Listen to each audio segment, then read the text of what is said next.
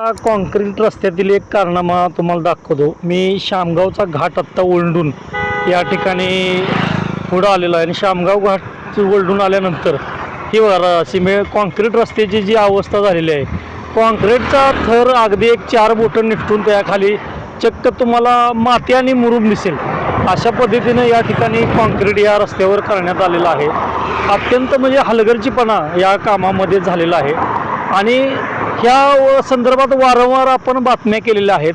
विशेषतः सार्वजनिक बांधकाम विभागाचे जे अधिकारी आहेत, अभियंता आहेत राजेश धुमाळ, त्यांना वारंवार आम्ही व्हॉट्सअपला वगैरे बातम्या टाकल्या की या रस्त्याचं काम निकृष्ट दर्जाचं होते. त्यांची कुठलीही प्रतिक्रिया या कामासंदर्भात आज तागायत आलेली नाही.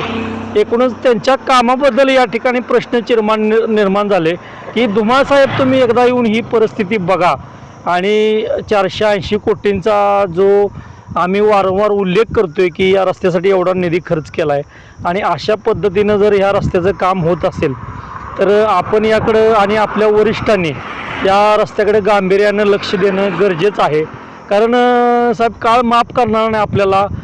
अनेक लोक कुटुंबासह या रस्त्यावरून प्रवास करतात. हा राज्यमार्ग आहे, हजारो वाहनं रोज या रस्त्यावरून ये जा करतात आणि जर हे काम असं होत असेल तर पूर्वीचा डांबरी रस्ताच बरा असं म्हणण्याची वेळ वाहनधारकांवर आलेली आहे. अत्यंत या ठिकाणी आपण लक्ष द्यावं. अत्यंत गंभीर अशी परिस्थिती आहे. हा जो मायनी मल्हारपेठ रस्त्याचं काम चालू आहे, आपण बघू शकता कशा पद्धतीनं निकृष्ट काम चालू आहे. गेल्या 2 महिन्यापूर्वी या रस्त्यावर कॉन्क्रिटीकरण केलं आहे. इथं जर आपण बघितलं असता तर बघा, यामध्ये इथं खाली आणि इथं वर आणि वरनं टाकलेलं आहे. त्या ठेकेदार कंपनीचं काम करताना इथं ॲक्च्युली काय केलं आहे की रस्ता केल्यानंतर किमान त्याच्यावर 25 दिवस तरी पाणी मारायला पाहिजे. मात्र यांनी रस्ता कॉन्क्रीट टाकला आणि त्याच्यावरून वाहतूक सुरू केली. आपण रस्त्याची अवस्था बघतोय. आत्ता एकदा कॉन्क्रिटीकरण निसटू लागले. इथं बघा, अशा भेगा पडलेल्या आहेत या रस्त्यावर आणि 2 महिन्यात या रस्त्याची अशी अवस्था आहे. तर भविष्यामध्ये हा रस्ता किती वर्ष टिकणार का? परत पुढच्या वर्षी शासनाला या ठिकाणी 480 कोटींचा निधी परत टाकावा लागणार. गंभीर परिस्थिती निर्माण झालेली आहे. शासनानं, स्थानिक लोकप्रतिनिधींनी तातडीनं या गंभीर विषयाकडे लक्ष देणं गरजेचं आहे. या रस्त्यावरील सध्या मसूरच्या हद्दीमध्ये आहे मी सध्या. बघा, या ठिकाणी जे कॉन्क्रीट टाकलेलं आहे त्याची खडे आत्ता निसटून अशा पद्धतीनं खड्डे निर्माण व्हायला सुरुवात झालेली आहे. त्यामुळं अत्यंत निकृष्ट दर्जाचं काम आहे हे सांगायला कुठल्या मांत्रिकाची गरज लागणार नाही. अत्यंत आपण जर रस्ता बघितला तर त्याचं कॉन्क्रीट या ठिकाणी निसटू लागलेलं आहे. त्यामुळं प्रश्न गांभीर्यानं खरं तर आपले जिल्ह्याचे बांधकाम मंत्री असतील, सातारा जिल्ह्याचे पालकमंत्री असतील आणि स्थानिक लोकप्रतिनिधी असतील यांनी घ्यायला हवा. कारण या रस्त्यासाठी प्रचंड मोठ्या प्रमाणावर खर्च करण्यात आलेला आहे. जवळपास आपण बघितलं तर 480 कोटींचा निधी, म्हणजे जवळपास 1 किलोमीटरसाठी 6.5 कोटी रुपयाच्या आसपासचा खर्च या रस्त्याला आहे. त्यामुळे जर अशा पद्धतीनं हे जर कॉन्क्रीट आत्ताच निसटू लागत असेल तर हा वाहनधारकांच्या जीवाशी खेळ आहे. याचे गांभीर्यानं लक्ष देणं खरं तर गरजेचं आहे. मसूर ते शामगाव या नव्यानं कॉन्क्रिटीकरण झालेल्या रस्त्यावरून आपण प्रवास करतोय. एकदा संबंधित अधिकाऱ्यांनी, ठेकेदारांनी आणि जे कोणी या रस्त्याशी संबंधित निगडीत यंत्रणा आहे त्यांनी मसूर ते शामगाव असा प्रवास या रस्त्यानं करावा.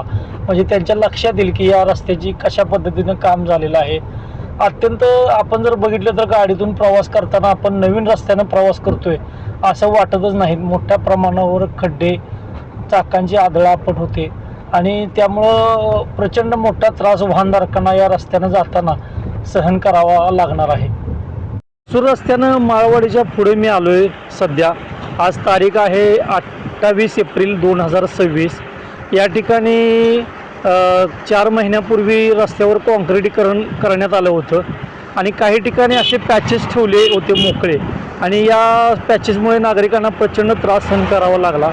विशेषतः रस्त्यावर अनेक ठिकाणी जे चढ उतार आपल्याला निर्माण झालेले पाहायला मिळतात ते यामुळं की काही ठिकाणी असे पॅचेस ठेवण्यात आले आणि ते नंतर भरण्यात आलेले आहेत. त्यामुळं रस्त्यांवर चढ उतार निर्माण होऊन प्रवास करताना मोठे धक्के आणि हादरे वाहनधारकांना सहन करावे लागत आहेत. त्यामुळे या संपूर्णच कामाची चौकशी संबंधित विभागानं करणं अत्यंत गरजेचं आहे. अंतवडी गावच्या हद्दीमध्ये आपण सध्याला या रस्त्याची आपण अवस्था बघतो आणि रस्त्यावर जो काँक्रिटीकरणाचा थर जो आपण संबंधितांकडून टाकण्यात आलेला आहे, हा थर बघितला तर खाली आपण बघू शकतो की अत्यंत याची जी ही आहे म्हणजे ज्या पद्धतीनं टाकायला पाहिजे त्याचंही या ठिकाणी चौकशी होणं गरजेचं आहे. कारण हे वरचे थर आता निष्ठू लागलेले आहेत आणि या रस्त्याचं काम करत असताना अत्यंत मोठ्या प्रमाणावर वृक्षतोड करण्यात आली. म्हणजे हजारो लाखो रुपये किमतीचे वृक्ष तोडण्यात आले. ते वृक्ष कुठे गेले, कुणाला विकले, त्याचं काय झालं हे याचा थांगपत्ता लागायला तयार नाही. हा एक महाकाय वृक्षाचा आपण बुडका बघू शकतो की या रस्त्याच्या कामामध्ये हे तोडण्यात आलं होतं आणि प्रचंड मोठ्या प्रमाणावर वनसंपदेचं नुकसान झालेलं आहे. हा बघितलं आपण तर अंतर्डी गावचा बोर्ड समोर आहे आपल्या आणि या ठिकाणी हे जे रस्त्याचं काम सुरू आहे ते काम पण आपण बघतोय. एकूणच लोकांमधून या कामाबद्दल एक नाराजीचा सूर आहे, संतप्त प्रतिक्रिया आहेत. रस्त्याची अवस्था आपण बघतोय. हा चौक आहे, शामगाव घाट संपल्यानंतर हा जो चौक लागतो या चौकामध्ये रस्त्याचं काम जर आपण बघितलं तर इथंही अत्यंत निकृष्ट दर्जानं काम झालेलं आहे. अनेक चढ उतार रस्त्यामध्ये निर्माण झालेले आहेत. रस्त्याला काही ठिकाणी तडे जायला लागलेत आणि या ठिकाणी जे कॉन्क्रीट आहे तेही निसटण्याचे प्रकार या ठिकाणी सहज दिसून येतात.